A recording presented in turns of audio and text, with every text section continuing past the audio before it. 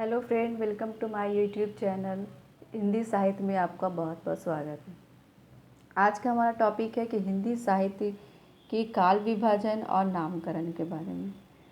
वास्तव में देखा जाए तो हिंदी का आरंभ 993 ईस्वी यानी कि 10वीं शताब्दी से मानी जाती है, लेकिन हिंदी साहित्य में काल विभाजन और नामकरण आचार्य शुक्ल के इतिहास से ही ग्रहण किया गया है। उन्होंने सन 1929 ईस्वी में हिंदी साहित्य के इतिहास का नामकरण और विभाजन किया था।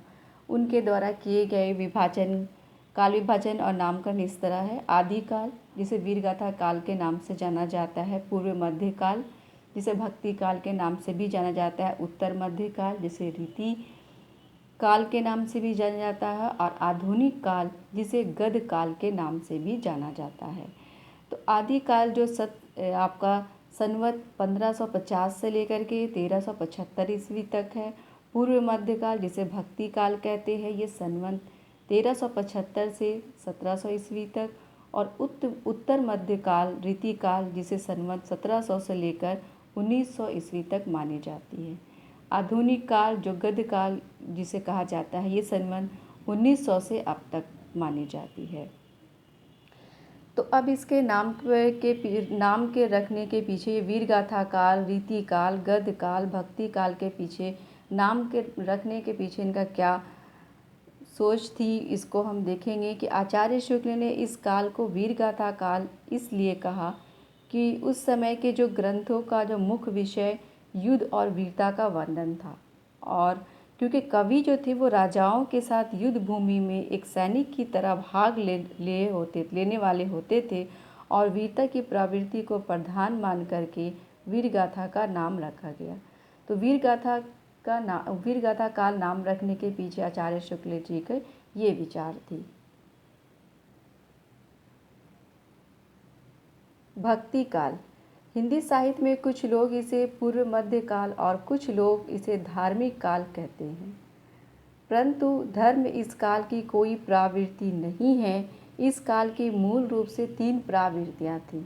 तो भक्ति काल की कोई प्रवृत्ति नहीं, और इस काल की 3 मुख्य प्रवृत्ति यह थी: ज्ञान मार्ग, प्रेम मार्ग और भक्ति मूलक।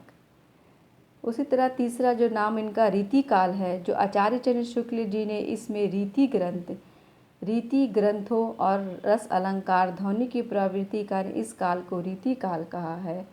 और रीति काल इसलिए कहा है क्योंकि इस काल में अधिकतर श्रृंगारिक काव्य लिखे गए थे, और श्रृंगारिक ग्रंथों की प्रचुरता थी। अतः इस विशेषताओं के आधार पर इसका नाम रीति काल रखा गया। आधुनिक काल,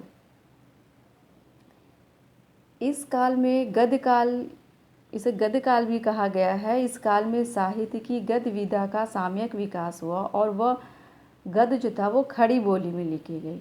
मतलब आधुनिक काल में जितने सारे जो गद्य लिखे गए थे, काव्य के अलावा इसमें उपन्यास लिखी गई थी, बहुत सारे निबंध लिखे गए थे, कहानियाँ लिखी गई थी, समालोचन लिखा गया था, नाटक लिखी गई थी, और आदि अनेक गद्य विधाएँ इसमें लिखी गई, एकांकी लिखी गई थी। तो ये आधुनिक काल में ये सारी कविताएं, कहानियाँ खड़ी बोली में ही लिखी गई थी।